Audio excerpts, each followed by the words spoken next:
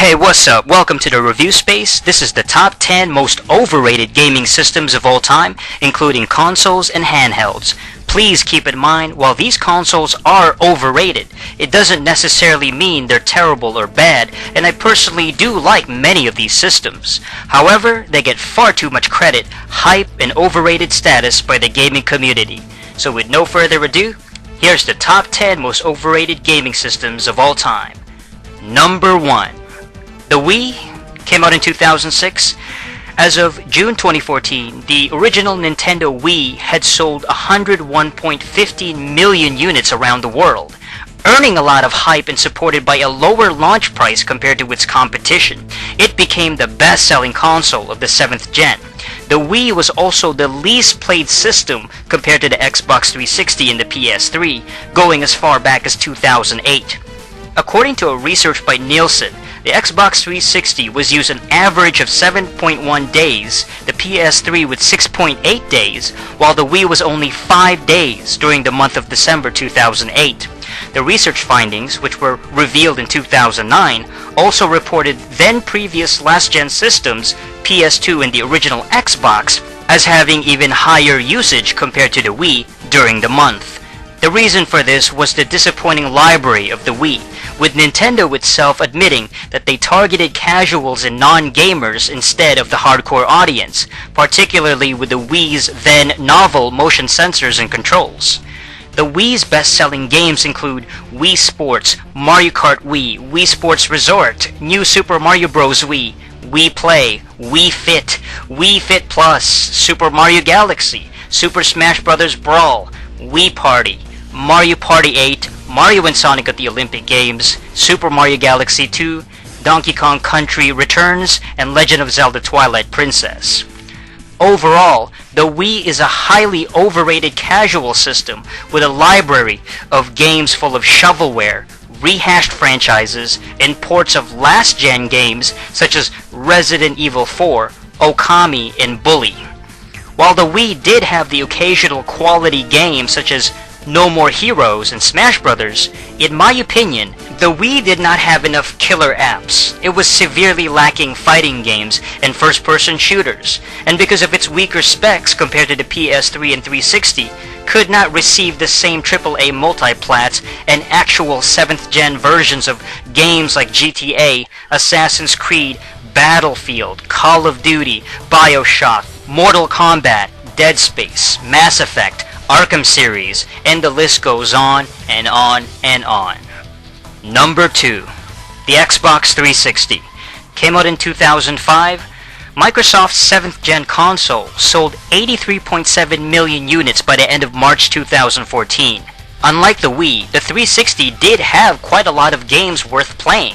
It was definitely a hardcore gamer's console, with a library comparable to the PS3.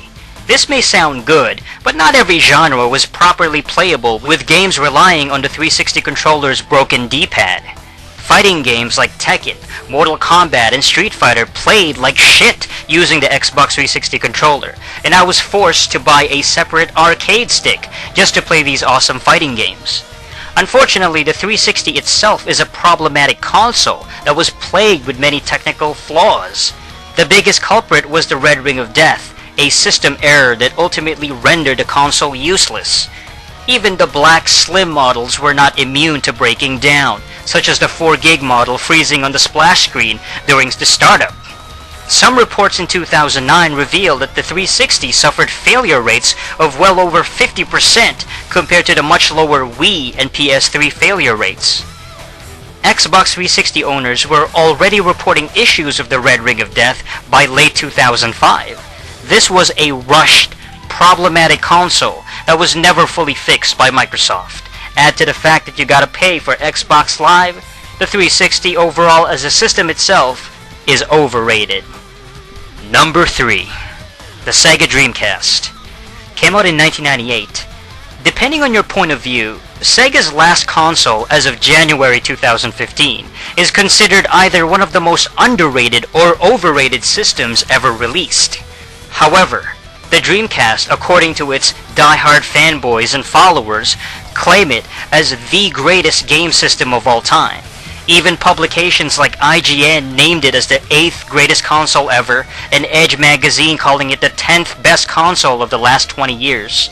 The biggest culprit may be PC Magazine naming it number 1 in their top 10 greatest consoles of all time. The Dreamcast came out in late 1998 and was discontinued by the end of March 2001, a pathetic lifespan that lasted less than 2.5 years.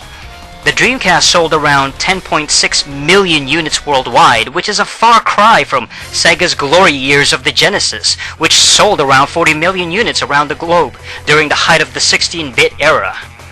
Admittedly, Sega's previous mistakes with the Saturn, the 32X, and Sega CD already damaged the company's reputation by the late 90s. The biggest Dreamcast claim to fame is its library of exclusives, internet access, highly praised games, and the new IPs that kickstarted the 6th generation. Its best-selling games include titles like Sonic Adventure, Soul Calibur, Crazy Taxi, Shenmue, Resident Evil Code Veronica, NFL 2K, and NFL 2K1. However, many of these games were either ported or spawned sequels in later systems such as the PS2, the GameCube, and the Xbox after the Dreamcast died, ultimately producing similar games, if not better experiences, than the Dreamcast library. In other words, while the Dreamcast was impressive during its brief run, the later consoles of the 6th gen matched and ultimately surpassed what the Sega system could offer. As far as being the first to have online access, the gaming industry was heading that direction anyway, with the advent of accessible internet during the early 2000s. In other words, consoles like the PS2 and the Xbox would have inevitably pushed online gameplay regardless of the Dreamcast's features. These ideas of self-importance amongst the Dreamcast fans is just delusional at best, and if the Dreamcast never existed, the PlayStation 2, the GameCube, and the Xbox would have been perfectly fine. Number 4. Nintendo DS. Came out in 2004.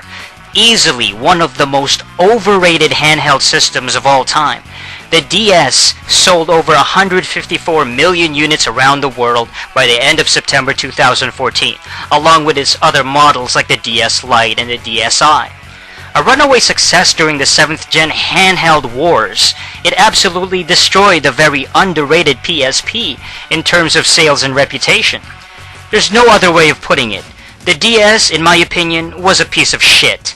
A gimmicky handheld with outdated specs, a cheap plastic stylus for touchscreen features, and dual screens that still feel visually narrow and small.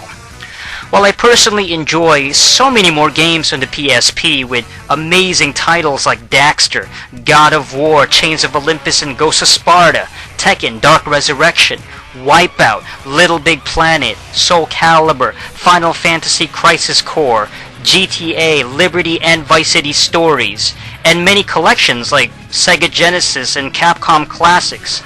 The DS, on the other hand, is just the opposite.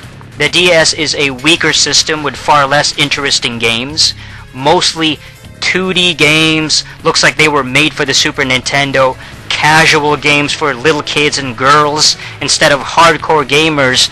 You got games like Nintendogs and Animal Crossing. Wow, that's totally for somebody who actually plays hardcore titles. I gotta admit, the Pokemon games are fun in their own right, but their gameplay becomes very predictable and downright tedious after a while. I mean, the generations, it just becomes so damn repetitive and familiar. While the PSP is like a handheld PS2 with some PS1 and PS3 influences, the DS was like a handheld N64 without the exclusives such as Perfect Dark or WCW Revenge or Killer Instinct Gold. It's more like a continuation of the Game Boy Advance's library. You know, it's like a GBA for the newer generation, an extension of the 32-bit era from the mid-90s, and is severely outdated by the mid-late 2000s. The DS was just not that interesting. Number 5. The PS4 came out in 2013.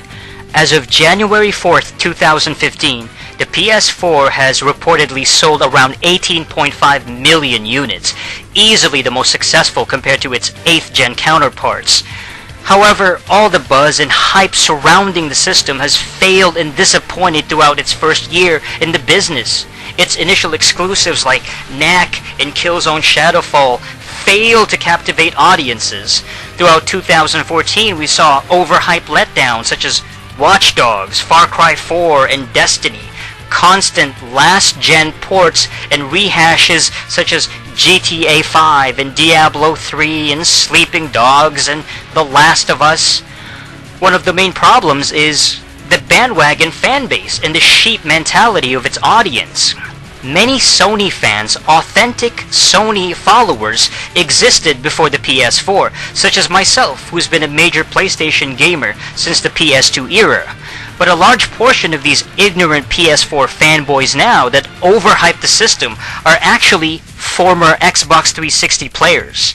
The typical pathetic, ignorant, and boorish scum that plague the PS4 fanbase today are the same ignorant pieces of trash who plagued the 360 chat rooms and the Xbox Live online games 6 to 7 years ago.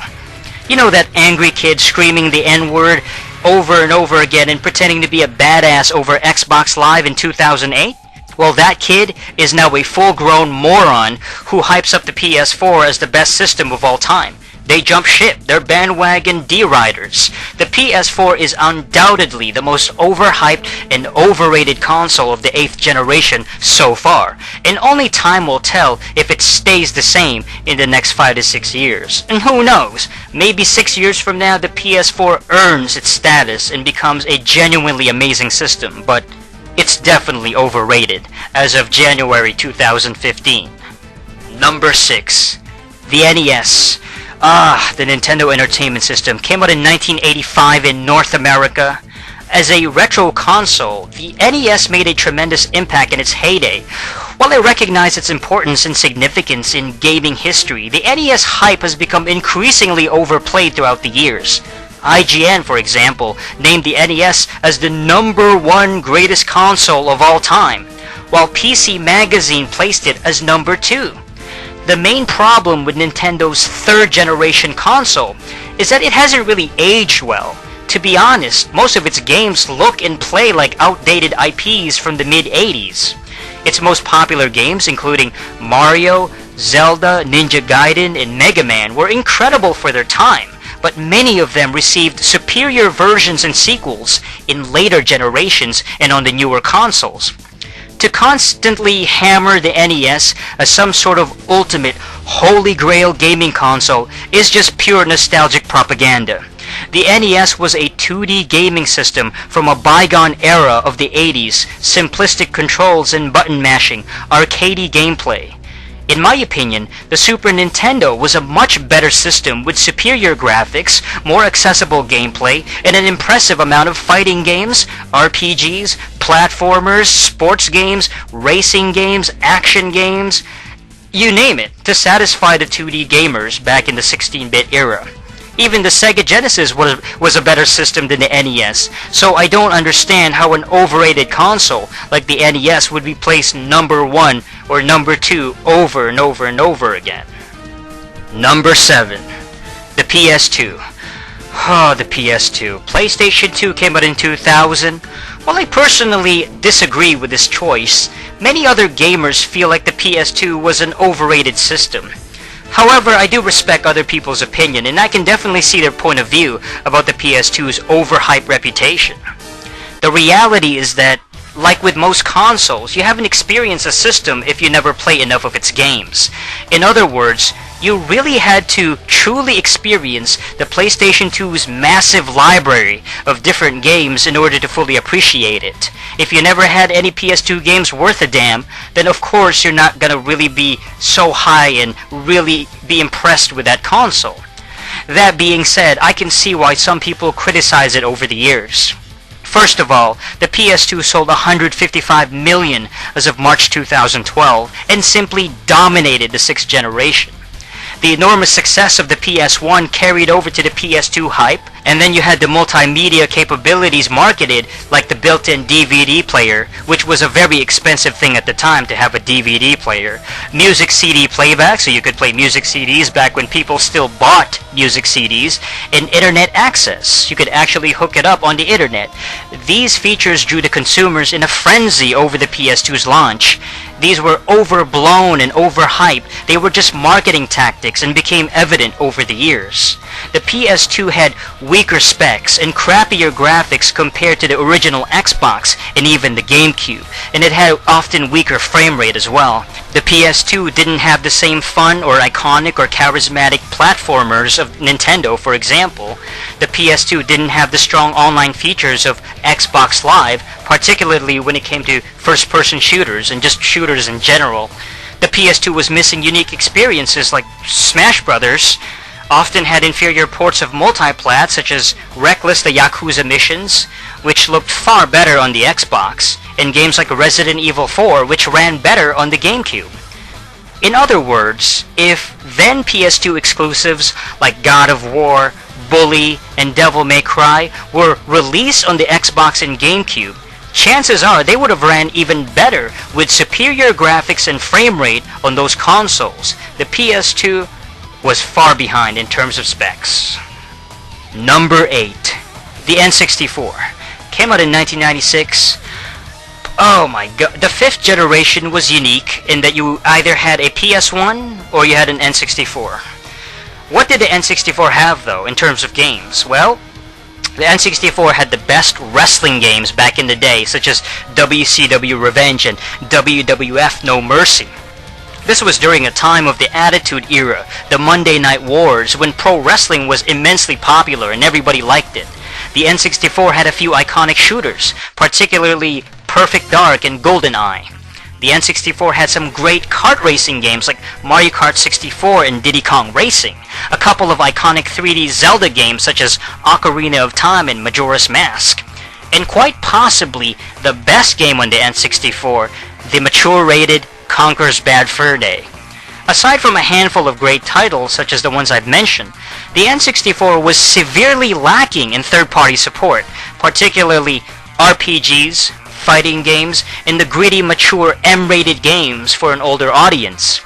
Many of these titles like Resident Evil, Tekken, X-Men vs. Street Fighter, Marvel vs. Capcom, Metal Slug, Final Fantasy, Chrono Cross, Legend of Dragoon, and Tomb Raider simply rocked on the PS1.